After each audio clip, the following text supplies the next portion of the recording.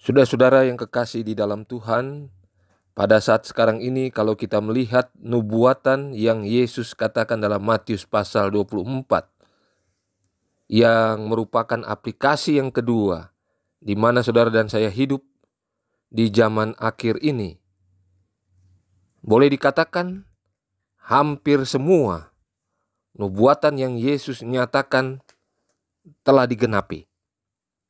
Dan salah satu penggenapan yang sementara terjadi sekarang, sebagaimana yang tercatat dalam Matius pasal 24, ayat yang keempat. Jawab Yesus kepada mereka, "Waspadalah, supaya jangan ada orang yang menyesatkan kamu."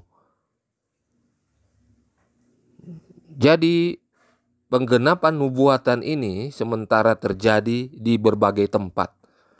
Bahkan di dalam gereja-gereja yang mengaku pengikut Yesus, yang mengaku sebagai umat pilihan, umat Tuhan sendiri, penyesatan itu sementara terjadi.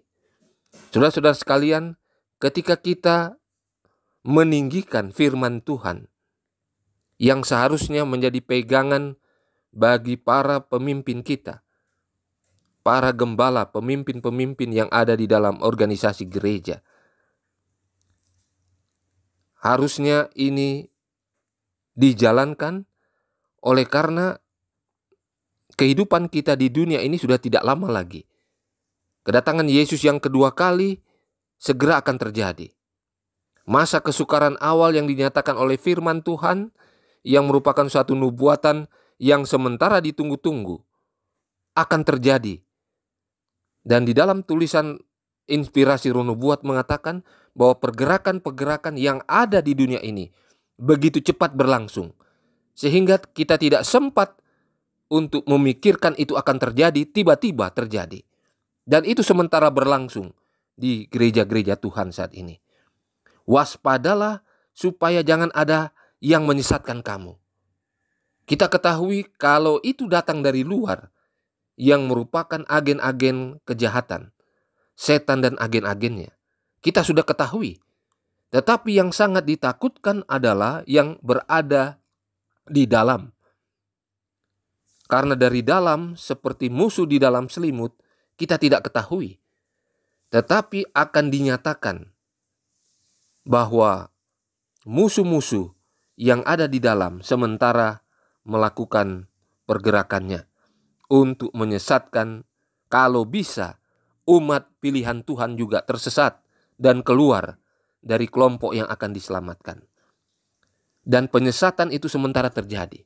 Bahkan yang lebih parah lagi adalah para penjaga-penjaga domba-domba.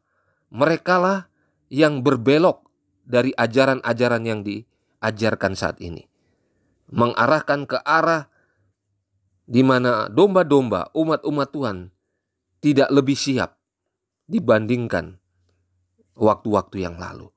Dan ini sementara terjadi. Saudara-saudara sekalian, ketika kita melihat apa yang sementara terjadi di kalangan umat-umat Tuhan, pastilah kita berada di penghujung sejarah dunia ini. Masa kesukaran awal akan terjadi. Dan itu penggenapan, nubuatan, pendahuluan sebelum peristiwa besar itu terjadi. Saudara-saudara sekalian, tentunya kita ketahui bahwa Yesus datang. Yesus datang memang untuk menebus saudara dan saya. Tetapi apa yang Yesus katakan, bahwa dia datang untuk memisahkan anggota-anggota keluarga, orang tua dengan anak-anak, suami dan istri. Dan musuh orang katanya adalah apa? Orang-orang yang ada di dalam rumah. Artinya, orang-orang yang terdekat inilah yang setan akan gunakan untuk menyesatkan saudara dan saya. Ini nubuatan yang sementara berlangsung. Dan itu terjadi oleh karena dekatnya kedatangan Tuhan yang kedua kali, yang didahului tentunya dengan berbagai peristiwa. Salah satu peristiwa yang sementara kita tunggu, yang penggenapannya akan terjadi segera, ketika undang-undang hari Minggu disahkan di Amerika Serikat. Berdasarkan petunjuk firman Tuhan, maka kita sudah mengarah ke sana. Setelah terpilihnya Presiden Donald Trump, maka hal itu dipastikan akan terjadi. Berdasarkan beberapa petunjuk firman Tuhan, nubuatan-nubuatan yang dinyatakan, maka dipastikan bahwa di dalam pemerintahan Donald Trump lah Sunday Law atau undang-undang hari Minggu itu akan disahkan. Dan ini menjadi suatu final test atau ujian terakhir bagi umat Tuhan, bagi anggota-anggota SDA tentunya. Kita sudah diamarkan dari waktu ke waktu, kita sudah diberikan petunjuk yang semakin hari semakin jelas. Dan bagi kita umat-umat Tuhan, perlu waspada, karena akan ada tantangan besar yang justru datangnya dari dalam. Jadi setan menyusup di dalam gereja, menggunakan orang-orang tertentu. Bahkan dalam komentar Inspirasi Roh Nubuat mengatakan bahwa setan sendiri ada di dalam gereja. Dia menyerupai manusia, menyerupai orang-orang yang ada di dalam gereja. Boleh jadi dia adalah seorang pendeta, boleh jadi dia adalah seorang ketua jemaat, anggota majelis, teman-teman kita yang seiman. Boleh jadi demikian. Dan semuanya ini kita tentunya tidak ketahui dengan jelas.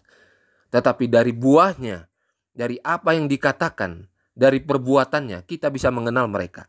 Firman Tuhan sudah berkata demikian. Oleh karena itu, kita perlu waspada dan waspada sekarang-sekarang ini. Karena setan sangat geram.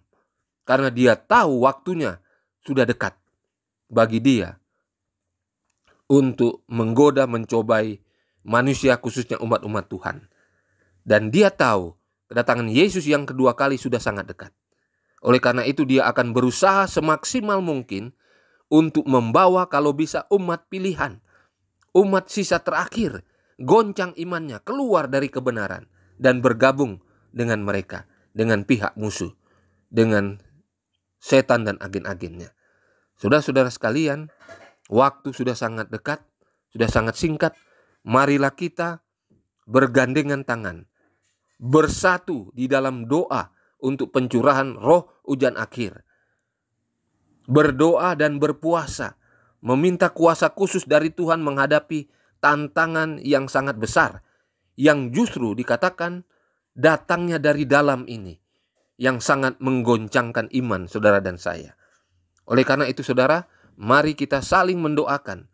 Kita ambil waktu berpuasa khusus agar kita boleh memiliki karakter Yesus yang semakin sempurna dengan menjalankan misi yang Tuhan sudah berikan kepada saudara dan saya. Selain kita belajar firman Tuhan, belajar roh nubuat, berdoa senantiasa, kita lebih giat lagi di dalam menyampaikan pekabaran kepada orang-orang di sekitar kita.